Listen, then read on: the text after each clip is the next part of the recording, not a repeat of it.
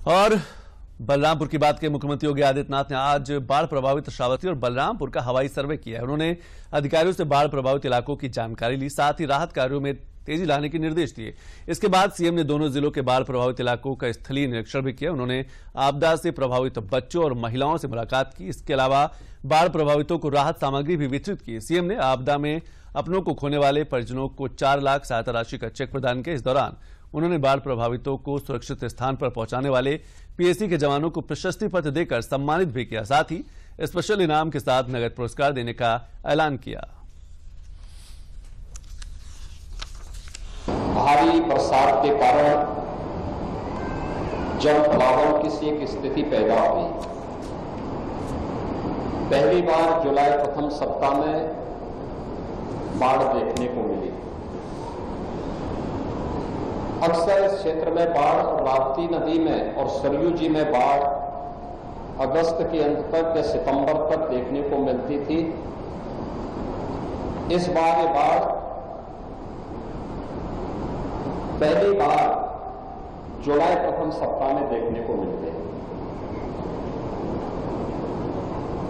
और स्वाभाविक रूप से इससे न केवल तैयारियां प्रभावित हुई बल्कि लोग भी जो नदी के किनारे रहते हैं उन लोगों के सामने भी तमाम संकट खड़े हो गए।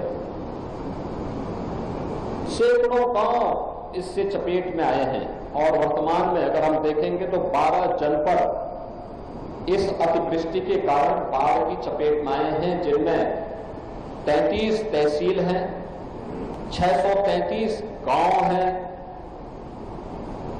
इसमें कुल 17,97,000 की आबादी इसकी चपेट में आई है, जिसमें पशु भी प्रभावित हुए। 18,000 से अधिक पशु भी इस अचानक जल प्लावन के कारण, बाढ़ के कारण प्रभावित हुए हैं। 1,45,000 से अधिक कृषि भूमि भी इसकी चपेट में आई है। इसके लिए हम लोगों ने सभी गांवों में एनडीआरएफ, एसडीआरएफ, पीएसी की फ्लड यूनिट और स्थानीय स्तर पर नौकाओं की व्यवस्था भी की है। बरसात के समय जल भराव के कारण एंटी स्नेक वेनम यानी सांप के काटने पर वैक्सीन देने के लिए, कुत्ता या किसी जानवर के काटने से रेबीज का खतरा होता है तो एंटी रेबीज के वैक्सीन भी उपलब्ध करवाने के लिए कहा गया है और सभी ऐसे सीएससी में उपलब्ध करवाने की तैयारी के साथ सरकार कार्य कर रही है। हर गांव में नौकाओं की व्यवस्था हो, इसके लिए भी निर्देश दिए गए हैं। अगर कहीं कोई जनहानि होती है उस परिवार को तत्काल 4 लाख रुपए की सहायता प्राप्त हो जाए। मानव वन्य जीव संघर्ष में अगर किसी कोई जनहानि होती है तो वहां पर भी 4 लाख की सहायता दे दी जाए। कहीं सर्पदंश से किसी व्यक्ति की मृत्यु होती है, उस परिवार को भी सहायता के रूप में ये राशि उपलब्ध करा दी जाए।